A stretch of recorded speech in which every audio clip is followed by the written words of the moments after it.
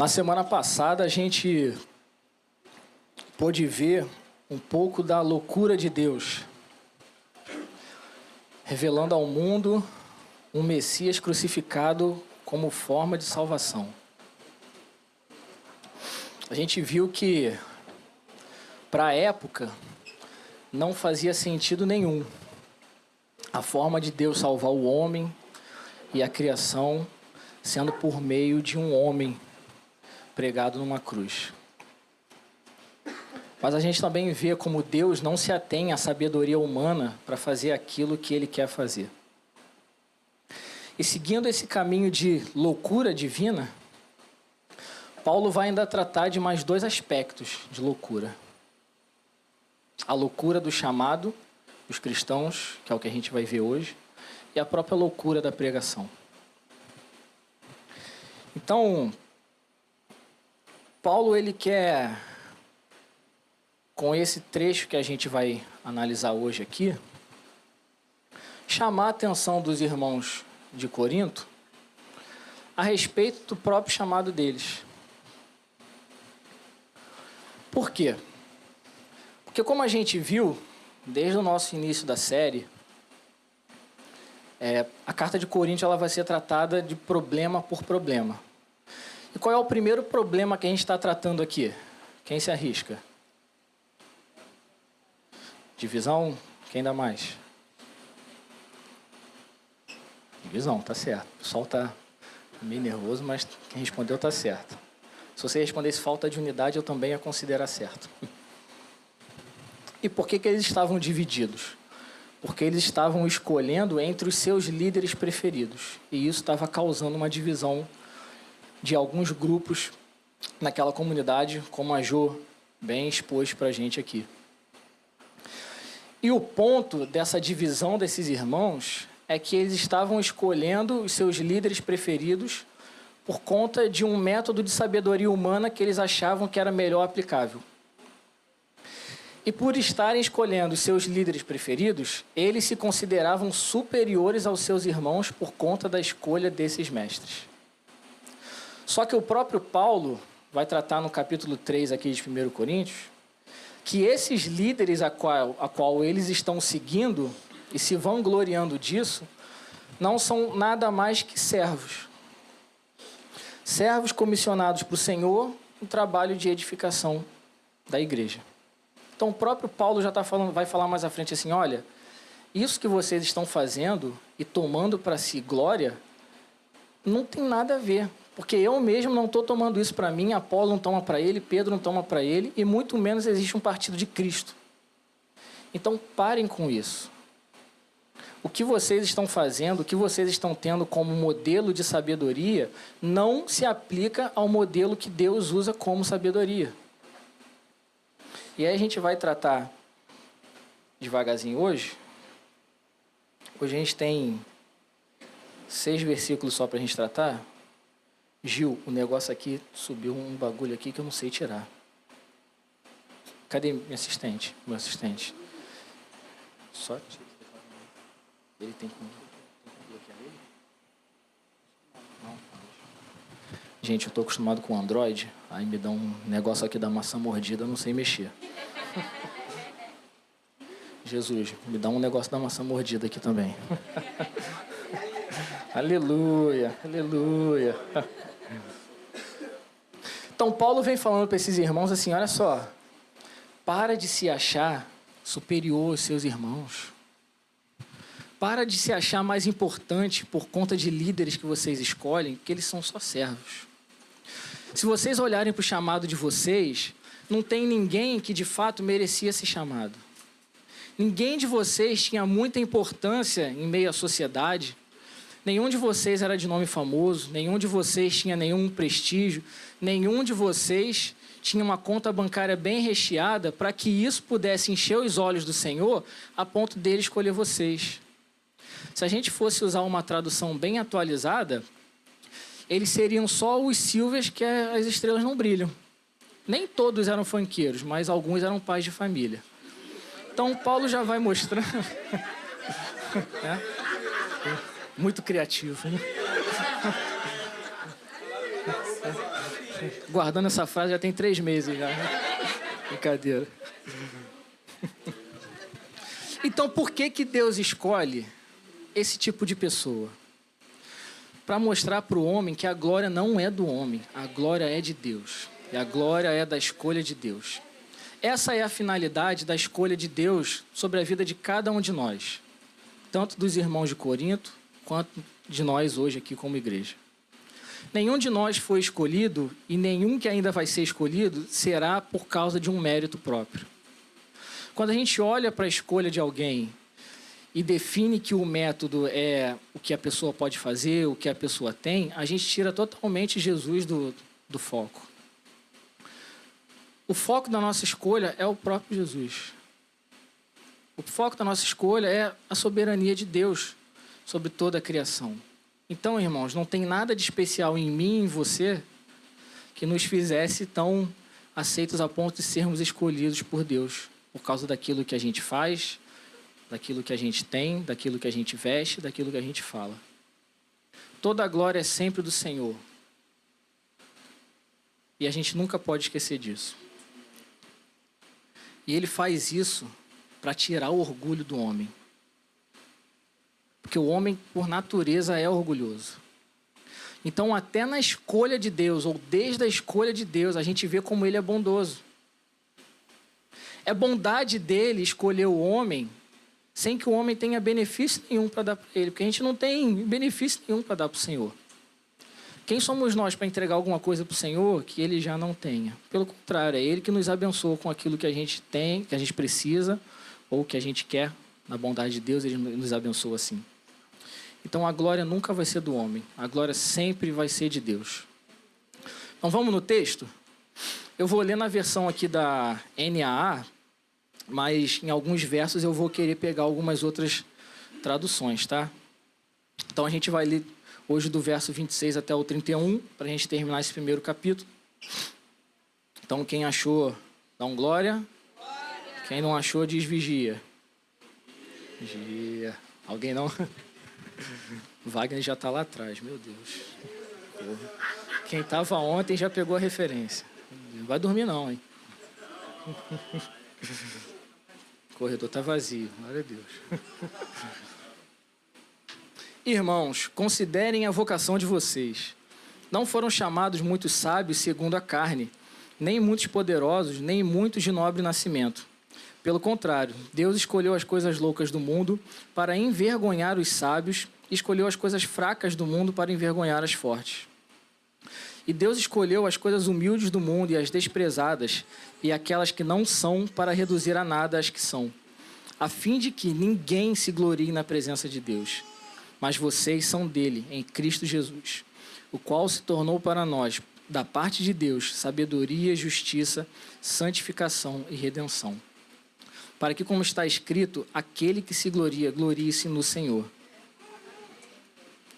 Então, na versão da NVI, ela traz esse versículo 26 assim: Irmãos e irmãs, pensem naquilo que vocês eram quando foram chamados.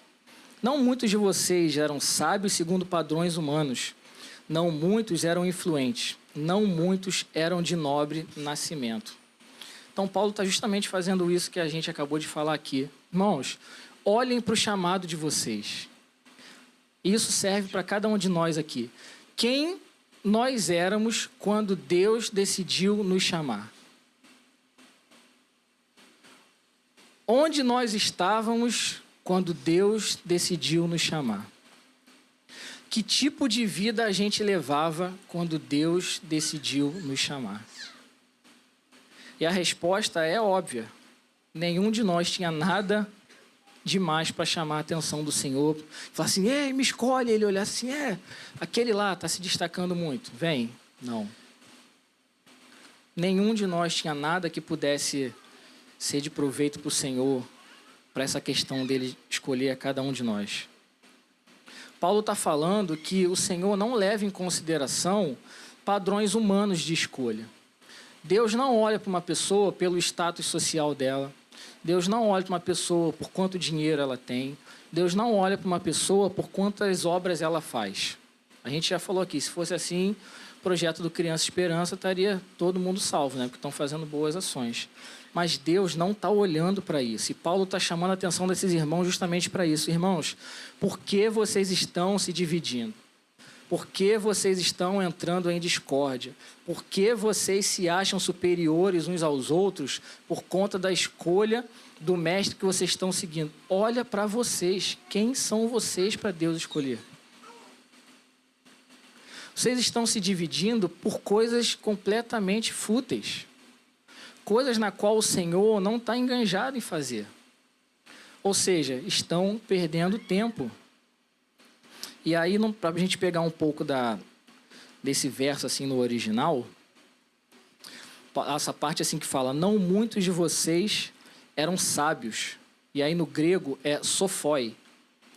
Ele vai seguindo, segundo padrões humanos, não muitos eram influentes, do grego dinatoi.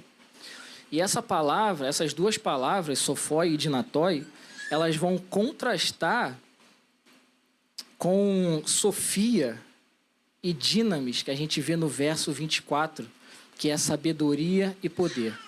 Porque sophoi e dinatoi, ou seja, sábios e influentes, é algo que remete ao padrão humano. Já Sofia e Dinamis, sabedoria e poder, que Paulo vai tratando como sendo de Deus, é algo divino. Então Deus não está olhando para a sabedoria humana e olhando para isso como algo de muito valor. Ao contrário, ele revela o que é poderoso para ele, revela o que é de sabedoria para ele, que é agir de acordo com a sua própria vontade para envergonhar aquelas coisas que o mundo acredita que é uma sabedoria verdadeira. Então, o nosso foco em coisas que para nós têm valor não deve estar nisso. Ou seja, o nosso foco não deve ser nessas coisas, porque para aquilo que a gente julga valoroso como influência, status, dinheiro, relevância, para Deus não está sendo considerado.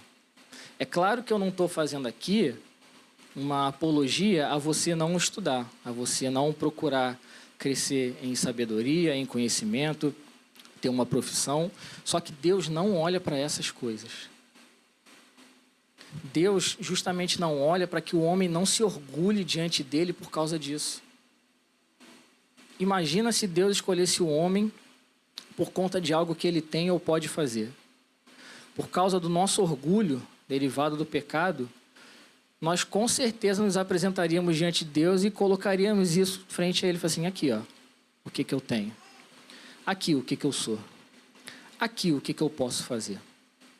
Então, na loucura de Deus, e essa loucura bem entre aspas, aprove Deus fazer justamente ao contrário do que o mundo considera o certo.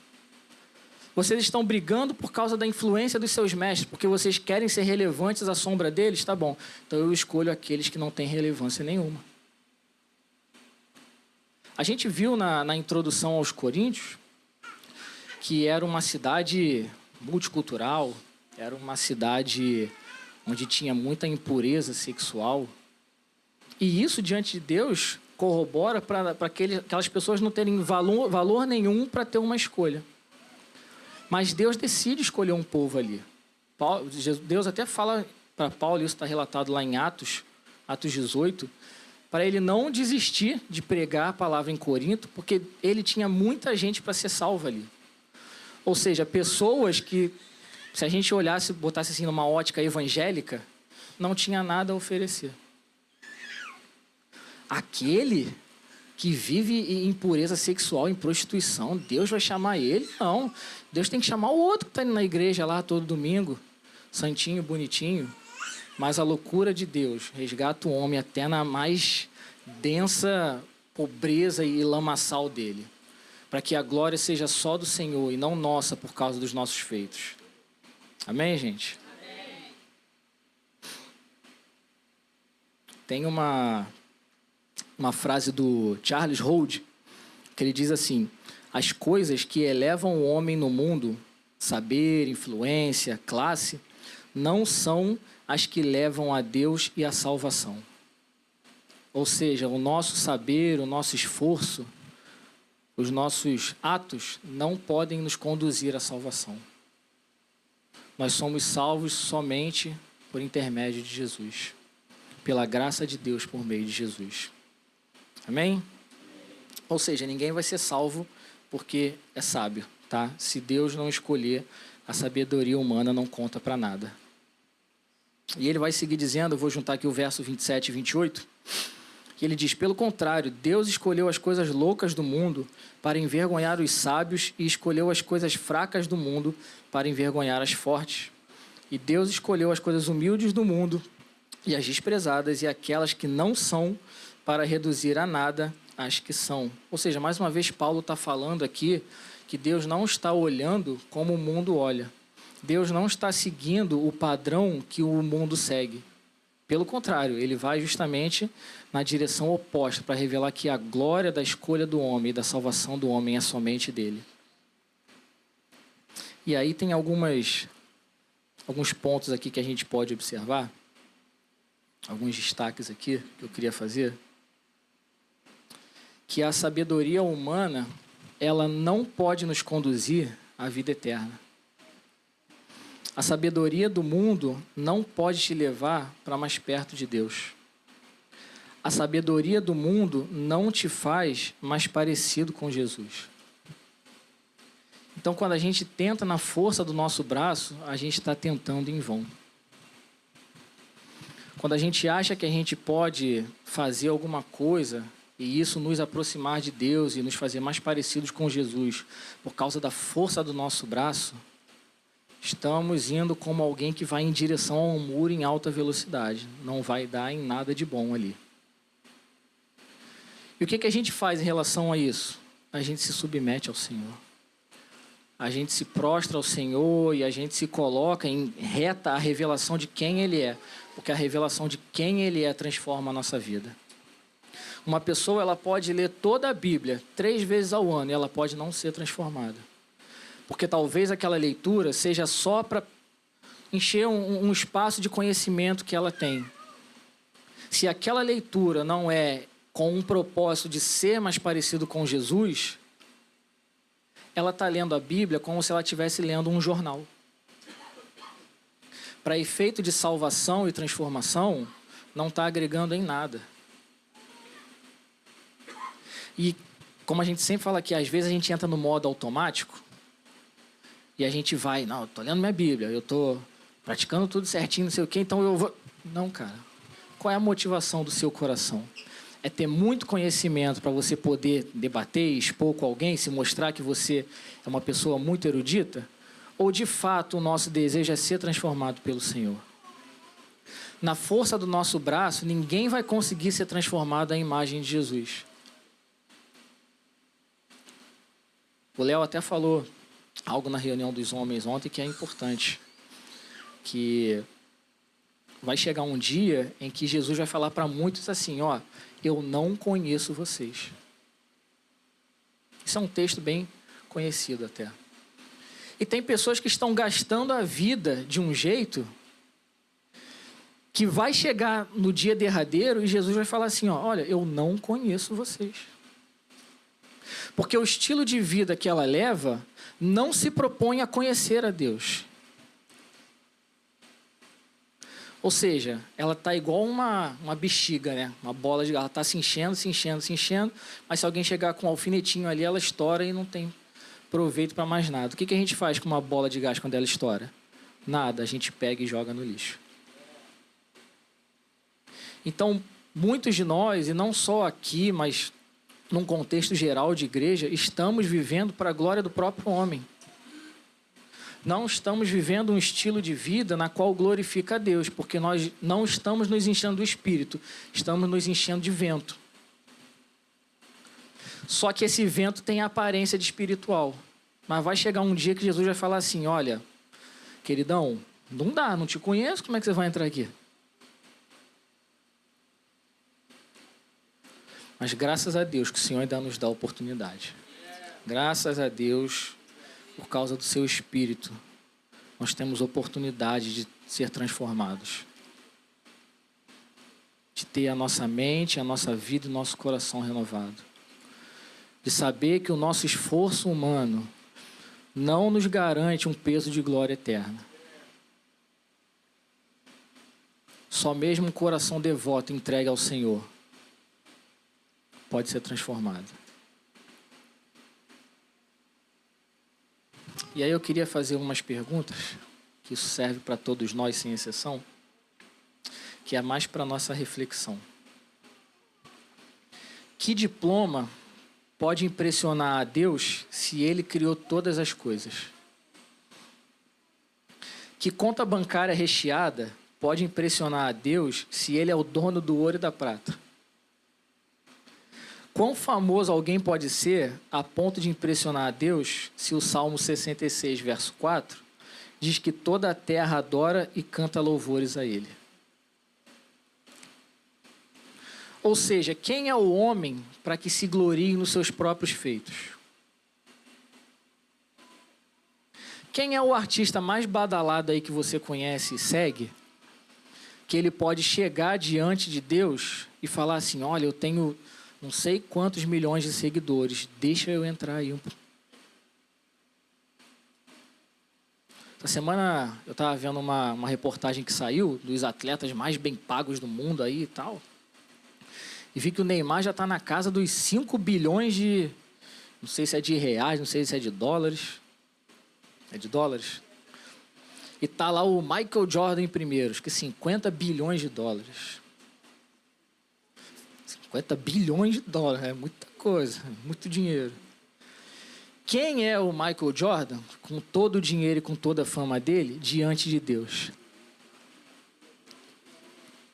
Será que ele pode chegar para Jesus e falar assim, Jesus, eu tenho 50 bilhões, se eu te der 25 eu consigo entrar? Aí Jesus vai falar assim, 25 bilhões? Irmão, na minha cidade o chão é de ouro. Você se acha famoso, mas toda a terra está cantando meu nome. Todo mundo está se prostrando diante de mim. E aí a gente vê como que muitas coisas que a gente corre atrás não tem valor. De novo, não estou dizendo que você não deve estudar, crescer profissionalmente. Todo mundo aqui, quem vai assistir, quem está assistindo, tá? Não é isso. Mas, como diz o Léo, essas coisas não têm o poder de nos colocar numa eternidade com o Senhor. Muitos de nós estamos correndo e alimentando a nossa vida com uma expectativa falsa de que o Senhor vai atender ao meu muito esforço, porque eu sou muito bonitinho, porque eu sou muito bonzinho, porque eu tenho 30 anos de igreja. Não, querido. Deus não está aí para os seus 30 anos de igreja. Deus está aí se nos seus 30 anos de igreja o seu coração foi 30 anos dele.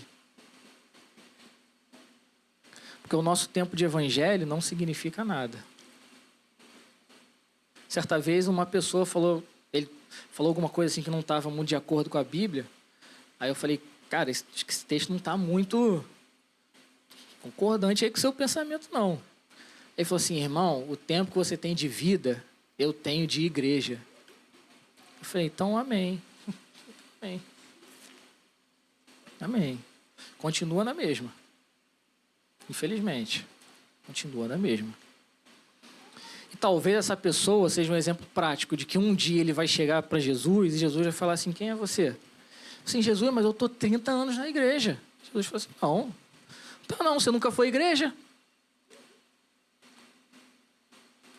Então, nós precisamos entender e amadurecer nisso. O que nós fazemos para quem? Para a glória de Deus ou para a glória dos homens? Como nós estamos olhando para o nosso chamado? Correspondendo a algo feito na cruz? Ou nós estamos nos achando superiores aos outros por conta de coisas que Deus não leva em consideração?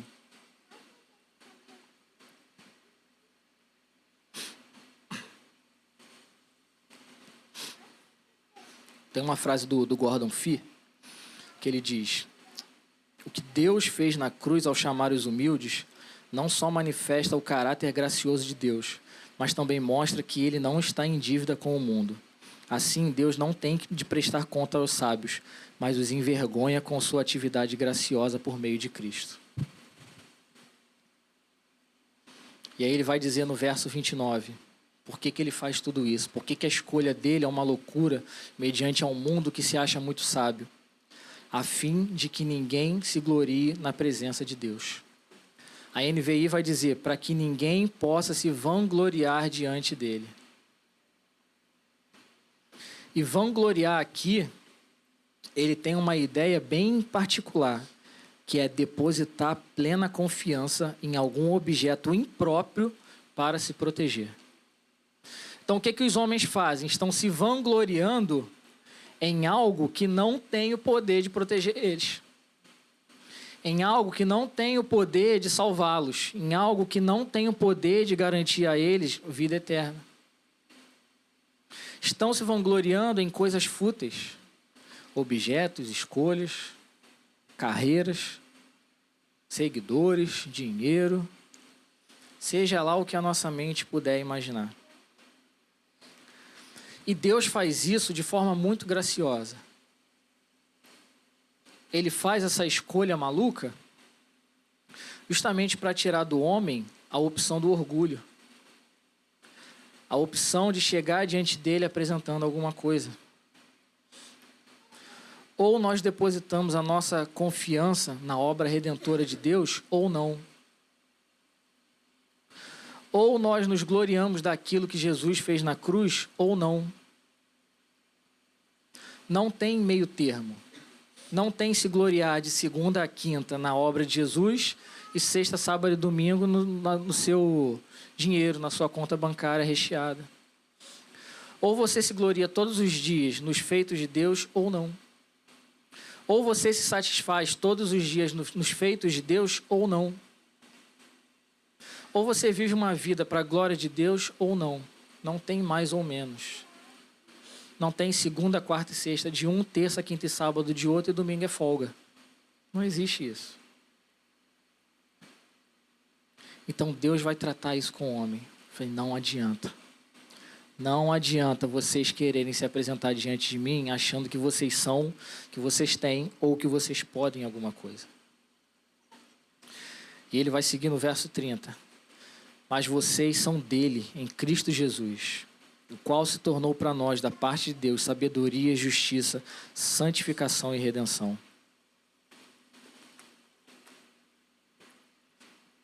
Paulo quer chamar a atenção desses irmãos para que essa escolha boba deles, quanto ao seguir dos líderes de preferência deles, não traz nada de benefício. Não traz um peso de glória. Eles não são salvos por conta da escolha de seguir Paulo, Apolo, Pedro, o seu João, o seu Manel. Eles são salvos por causa da obra de Jesus. Ele fala, vocês são dele, em Cristo Jesus. Ou seja, o que Paulo está dizendo para os coríntios aqui é que a existência deles como pessoas redimidas se dá aos feitos de Deus, não se dá às escolhas deles. E na loucura de Deus, Cristo se torna a sabedoria de Deus. E Cristo não se torna a sabedoria para nos tornar sábios. Cristo se torna a sabedoria de Deus por nós como meio de salvação. O que Paulo está falando aqui não é um argumento cristocêntrico ou cristológico. O que Paulo está falando aqui é de um argumento soteriológico. Ou seja, está falando sobre salvação.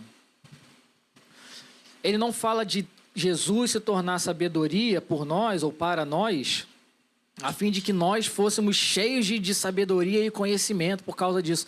Não, Jesus é a própria sabedoria de Deus como meio de salvação. Vocês querem sabedoria? Escolha a sabedoria de Deus. E a sabedoria de Deus é Jesus. Vocês querem ser sábios? Não adianta adquirir e acumular a sabedoria do mundo. Adquira e acumule a sabedoria de Deus, e a sabedoria de Deus é Jesus. E por meio dele nós somos justificados, nós somos santificados, nós somos redimidos. Ou seja, a obra de Jesus ela é completa e perfeita. não falta nada no sacrifício de Jesus na cruz. Sabedoria de Deus não tem a ver com ficar esperto, com ficar malandro, ficar safo. Não tem a ver. Sabedoria de Deus tem a ver com a relação da salvação de Deus por meio de Jesus. E essa salvação é cravando seu filho numa cruz. Deus podia ter escrito em letras garrafais, com nuvem e fogo, eu te amo. Mas o modo que ele escolheu para escrever eu te amo foi no madeiro. Foi cravando o filho dele numa cruz. Sendo exposto à nudez, ao frio, à sede. Foi espancado, açoitado, cuspido, insultado, xingado. Tudo que você puder e quiser pensar, Jesus estava lá, açoitado, cheio de dores, cheio de ferida. Teve sede, bebeu vinagre. Estava nu, não estava com aquele paninho ali como a gente vê nas imagens. Esse foi o modo de Deus dizer, eu te amo. Oi?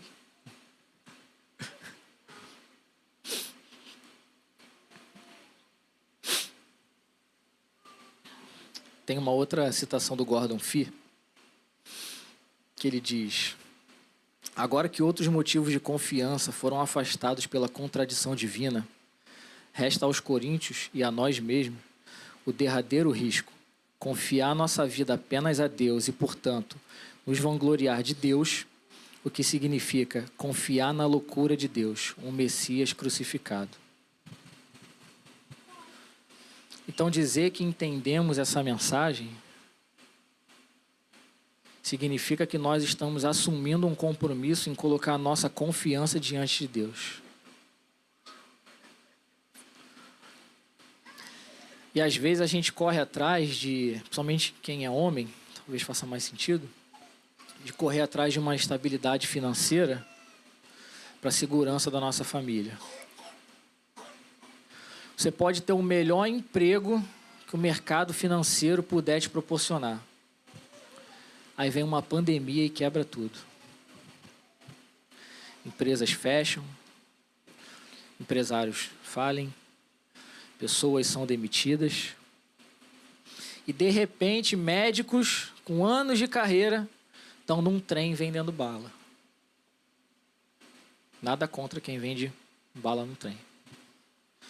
Mas isso mostra que às vezes a nossa confiança está em algo que não é o Senhor.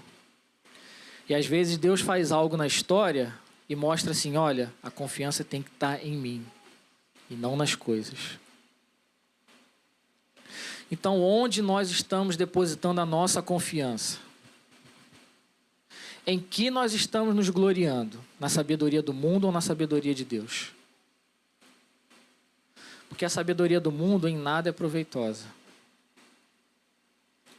para termos de salvação e vida eterna. E ele vai terminar dizendo, porque como está escrito, aquele que se gloria, glorie-se no Senhor. Essa é uma citação de Jeremias 9, 24. E mostra que a nossa glória e a nossa segurança não deve ser em algo mundano. Algo que a gente julga importante para hoje. A nossa confiança e o nosso apego deve ser em algo que é eterno e firme. Não em algo que é efêmero e maleável. Se a nossa confiança não está no Senhor, se prepare, porque a qualquer momento alguma coisa pode vir derrubar e tirar sua confiança disso que você está depositando. Mas aqueles que confiam no Senhor não são abalados. Aqueles que confiam no Santo de Deus não serão confundidos. Deus é um Deus fiel, santo e justo. Ele é uma rocha. E é nele que a gente pode se apoiar. É nele que a gente pode confiar. O estudioso Leon Morris diz sobre esse versículo que há um lugar para a verdadeira expressão de satisfação. Você pode ser satisfeito nas suas realizações, mas toda glorificação deve ser por aquilo que Deus fez e não pelas insignificantes coisas que nós, na melhor das hipóteses, podemos realizar. Então não tem problema nenhum você se alegrar pela conquista de um carro, de uma casa, de um emprego melhor, de uma graduação. Esse não é o ponto. O ponto é que a nossa confiança não pode ser nessas coisas. A nossa confiança não pode ser porque nós temos uma casa própria que pode vir uma enchente e derrubar. Nossa confiança não pode ser num carro que daqui a pouco um ladrão pode levar. Nossa confiança não é num diploma que daqui a pouco o Estado pode falir e acontecer um monte de coisa. Nossa confiança é em Deus. E não nas coisas que os homens podem fazer ou nos dar. Então, para a gente refletir um pouquinho, estou encerrando já. Os coríntios, eles se sentiam superiores pela escolha dos seus mestres. Mas e nós? Como nós nos sentimos superiores hoje?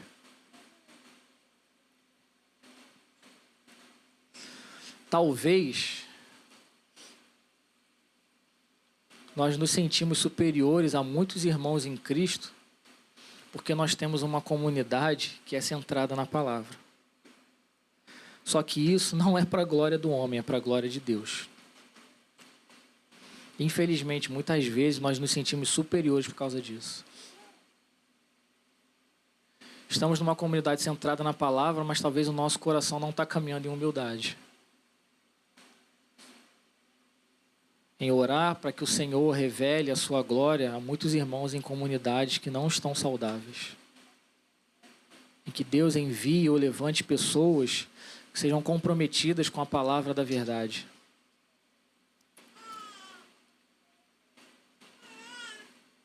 Talvez a nossa arrogância de superioridade seja por conta do nosso conhecimento. Talvez nós nos tornamos muito cheios de si e buscamos sempre estar expondo o nosso ponto de vista para estar certo sobre o nosso irmão.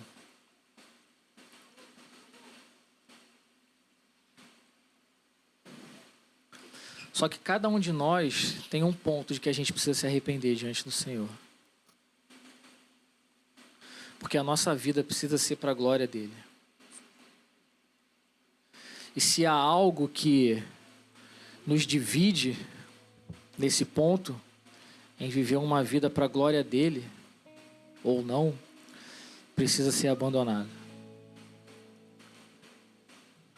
Parece que o que o Espírito tem enfatizado nos últimos tempos é: se dobrem, se humilhem, se esvaziem de vocês mesmos.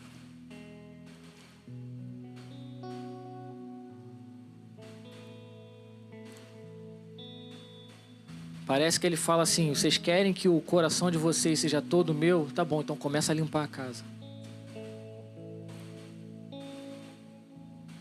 Será que a nossa confiança está realmente no Senhor?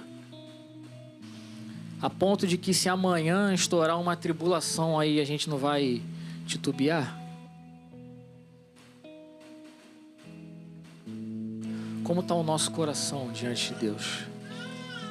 Como está a nossa mente diante do Senhor? Será que nós estamos ainda nos vangloriando por causa dos nossos feitos? Ou a nossa vida resulta em glória ao Senhor? E antes da gente cantar, eu queria orar. Porque para mim essa foi uma mensagem que me fez muito pensativo. Falei: Deus, será que o que eu estou fazendo tem alguma glória para mim? Ou é tudo para o Senhor? Será que o que eu estou buscando é para ter glória para mim ou é para glorificar o nome do Senhor? Será que aquilo que nós estamos fazendo no dia a dia e todos os dias é para a glória de Deus? Ou é para a glória de nós mesmos? Então que o Senhor possa trazer revelação, que Ele possa nos sondar. Talvez tenha alguns pensamentos ou alguns sentimentos que você nem está conseguindo acessar ainda e falar assim, não, isso aqui não é de Deus, isso aqui é meu. Mas o Espírito, ele pode nos sondar e trazer à tona aquilo que não é dele. Então, se você puder, só feche os seus olhos, eu quero orar por nós nessa manhã.